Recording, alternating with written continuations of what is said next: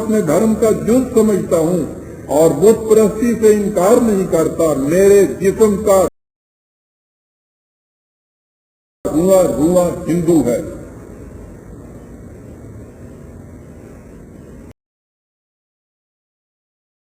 اس گاندھی کا فلسفہ حیات اس ملک کے اندر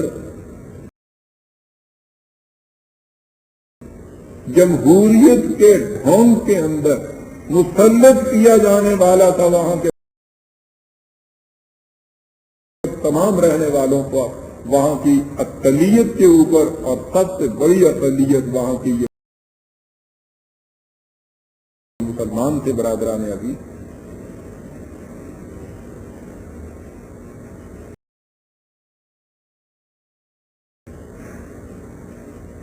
پھر ان لوگوں کا انداز کیا تھا؟ اس کا کچھ تھوڑا بہت تجربہ تو آپ نے آج کل ان شاستری جی مہاراج کے مختلف بیانات سے لگا لیا ہوگا. کچھ پتہ نہیں چلتا کہ کدھر دیکھیں. صبح کچھ کہا جا رہا ہے، شام اس سے مکر رہے ہیں. رات کے ریڈیو میں سنے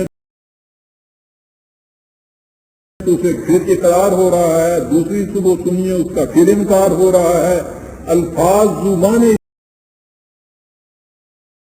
استعمال کیے جا رہے ہیں. عجیب قسم کی ڈپلومیسی ہے. تاشکند جاؤں گا تو میں کشمیر کے متعلق بات نہیں کروں گا. دوسرے وقت میں یہ ہے کہ ہر معاملہ وہاں زیر بحث آئے گا. اس کے بعد یہ ہے کہ ٹھیک ہے روس بلا رہا ہے، ہم جا رہے ہیں، لیکن یہ نہ سمجھیے ہم کچھ مانیں گے. تیسرا وقت ہے کہ صاحب اتنی بڑی قوتیں ہمارے ساتھ آ رہی ہیں، وہاں کیوں نہیں ہم کھلے دل سے گفتگو کریں گے. ایک ایشو کے اوپر آپ دیکھیے، صبح کچھ ہے، دوپہر کو کچھ ہے، شام کو کچھ ہے، دوسرے دن اس سے انکار ہو رہا ہے. یہ شاستری جی کے ذہن کی یہ استاد یا ان کی مزاج اور ذہنیت کا مظاہرہ نہیں. ہندو قوم کی پوری ذہنیت ایسی ہے برادران عزیز. گاندھی جی کو یہ مہاتما کہتے تھے. اس کی روحانیت کا بڑا چرچا دنیا کے اندر انہوں نے کر رکھا تھا. اس گاندھی جی کی کیفیت کیا تھی؟ قائد اعظم اسٹوڈنٹ فیڈریشن کے جلندھر کے اجلاس 1942 میں ان کی اس منافقت کے ہاتھوں چیخ اٹھے اور انہوں نے کہا کہ آپ کو معلوم نہیں کہ یہ گاندھی کیا ہے. گاندھی کا مقصد وہ نہیں ہوتا جو کچھ وہ زبان سے کہتا ہے، اور جو کچھ اس کا مقصد ہوتا ہے وہ کبھی زبان پر نہیں لاتا.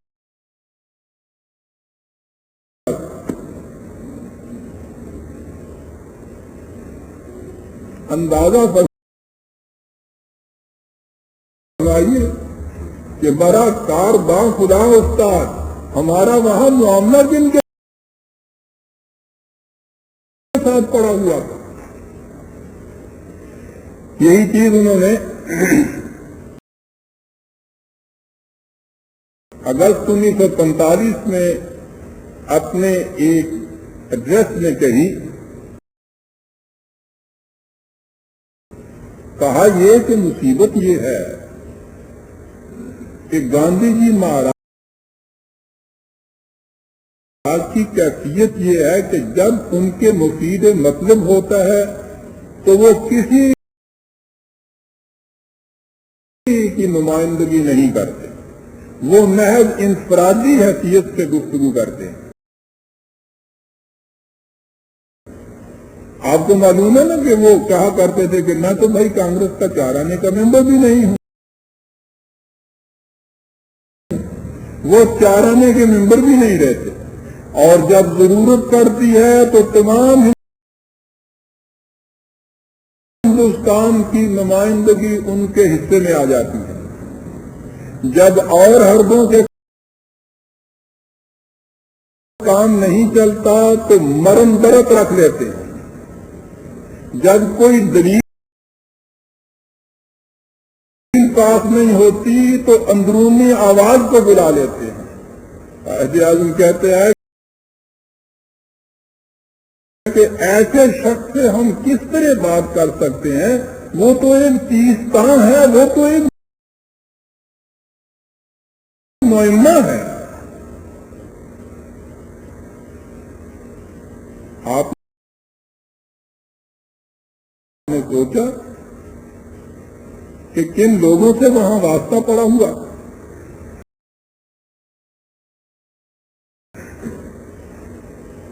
جنگ کا زمانہ تھا،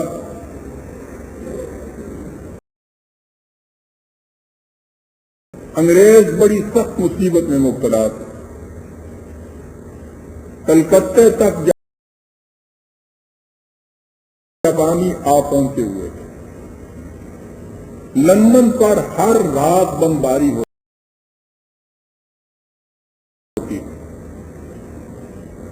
انگریز ہر قیمت پر ہندوستان والوں کا تعاون چاہتا تھا۔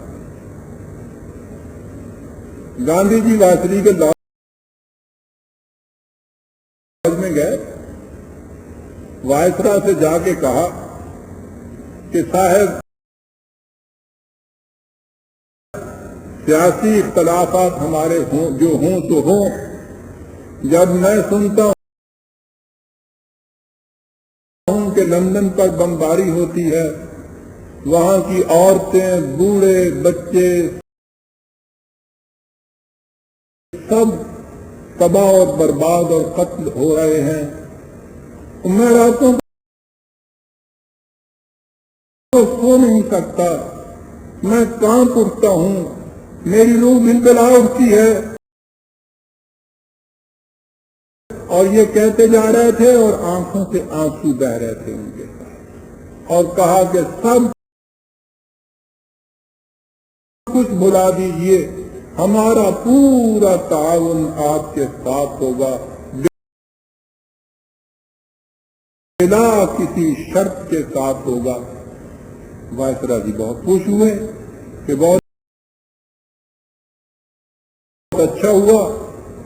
دوسرے ہی دن کانگریس کی ورکنگ کمیٹی کا جلسہ تھا، اس میں ریزولوشن پاس ہو گیا کہ انگریز سے کہیے کہ اسی وقت تمام اختیارات ہندوؤں کے ہاتھ میں سونپنے کا اعلان کر دیں، جب تو ہم تعاون کریں گے، اس کے بغیر ہم ملک کے اندر ہڑبڑ مچا دیں گے اور ان کو وہ جنگ اس سے مہنگی پڑے گی جو وہ جرمنی کے ساتھ لڑنا چاہتے ہیں۔ اور وائسرا جی نے کہا کہ مہاتما جی آپ تو کل یہ کچھ کہہ گئے تھے اور تصویر بہا رہے تھے، کہا کہ مہاراج کیا کروں، میں تو کانگریس کا 4 آنے کا ممبر بھی نہیں ہوں۔